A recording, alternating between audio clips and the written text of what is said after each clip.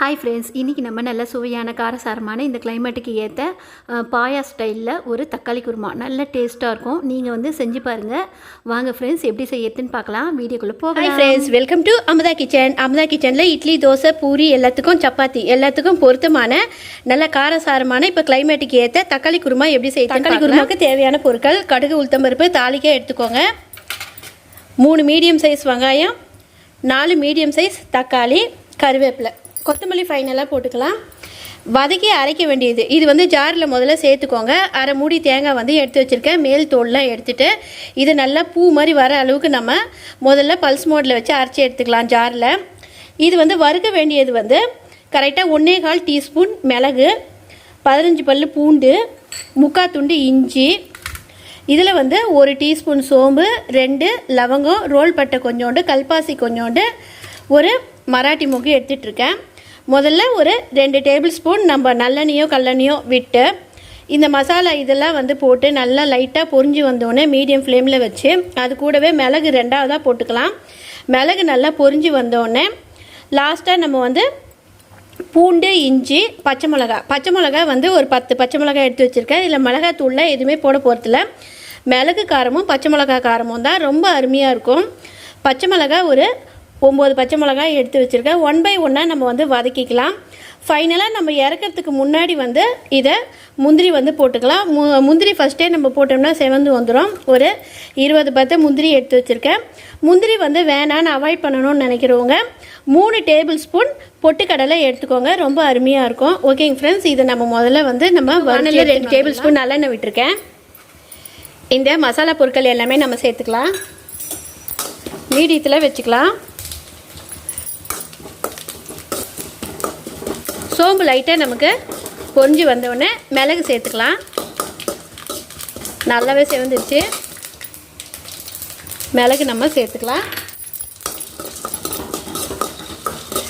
மிளகு நல்லா சடன்னு நமக்கு பொரிஞ்சு வந்தோடனே பச்சை மிளகா, இஞ்சி, பூண்டு இதை சேர்த்துக்கலாம்.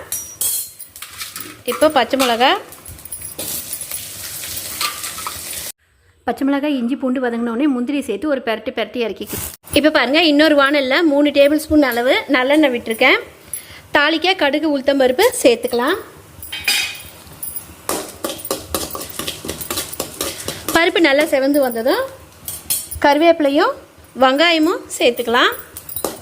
வெங்காயம் நல்லா வதங்கி வந்தோடனே தக்காளியை சேர்த்துக்கலாம். இப்போ பாருங்கள், வெங்காயம் நல்லா வதங்கி வரத்துக்கு 1/4 டீஸ்பூன் அளவுக்கு சால்ட்டு சேர்த்துருக்கேன். நமக்கு கரெக்டாக ஒரு 2 நிமிஷத்தில் குயிக்காக வெங்காயம் வதங்கி வந்துடும்.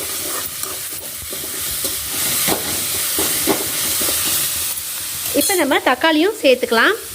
லைட் ப்ரௌனாக இது போல் வந்தால் போதும். தக்காளி சேர்த்து தக்காளியை நல்லா வதங்கி விடலாம். தக்காளி எவ்வளோ நல்லா வதங்கி வருதோ நமக்கு குருமா நல்லா அருமையாக டேஸ்ட்டாக இருக்குங்க ஃப்ரெண்ட்ஸ். நம்ம எடுத்துக்கிட்டு அரை மூடி தேங்காவை இது போல் நல்லா பூவாக வந்து அரைச்சி எடுத்துக்கோங்க. இப்போ வறுத்து ஆற விட்டுது இருக்கு. இதை இதோடு சேர்த்து நல்லா நம்ம கொஞ்சம் வந்து கொரப்பாக அரைச்சி எடுத்துக்கலாம். இப்போ இதில் 1/4 கிளாஸ் அளவு நான் தண்ணி விட்டுருக்கேன்.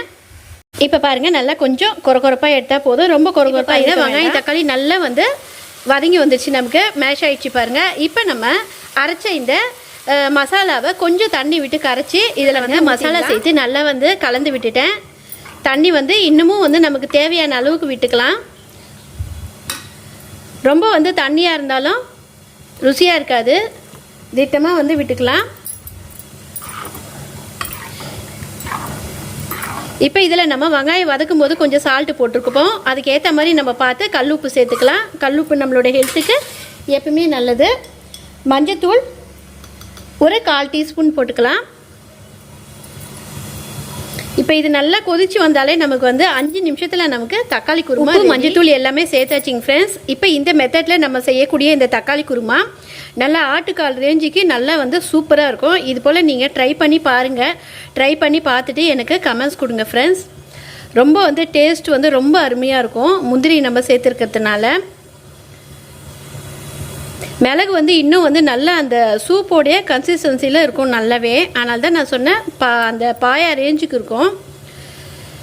இந்த மழை பெய்யக்கூடிய இந்த கிளைமேட்டில் ரொம்ப அருமையான ஒரு சைட் டிஷ் இது. நமக்கு அருமையாக வந்து சுவையான நல்ல காரசாரமான தக்காளி குருமா ரெடி ஆயிடுச்சு. எவ்வளோ சூப்பராக இருக்கு பாருங்கள். இட்லி தோசை பூரி சப்பாத்தி இடியாப்பம் எல்லாத்துக்கும் வந்து செம்மையாக இருக்குங்க ஃப்ரெண்ட்ஸ். நல்லா வந்து ஒரு பாயா ரேஞ்சில் இருக்கும் டேஸ்ட்டு. ஓகேங்க ஃப்ரெண்ட்ஸ், இந்த வீடியோ உங்களுக்கு பிடிச்சிருந்தா லைக் பண்ணுங்கள், ஷேர் பண்ணுங்கள், மறக்காமல் சப்ஸ்கிரைப் பண்ணிவிட்டு பெல் ஐக்கானையும் தட்ட மறக்காதீங்க. அதோட ஆல் என்ற ஆப்ஷனையும் தட்டி விட்டுருங்க. அப்போ தான் நாங்கள் போடுற வீடியோ உங்களுக்கு டெய்லி நோட்டிஃபிகேஷனில் வரும் ஃப்ரெண்ட்ஸ். பாய், தேங்க்யூ.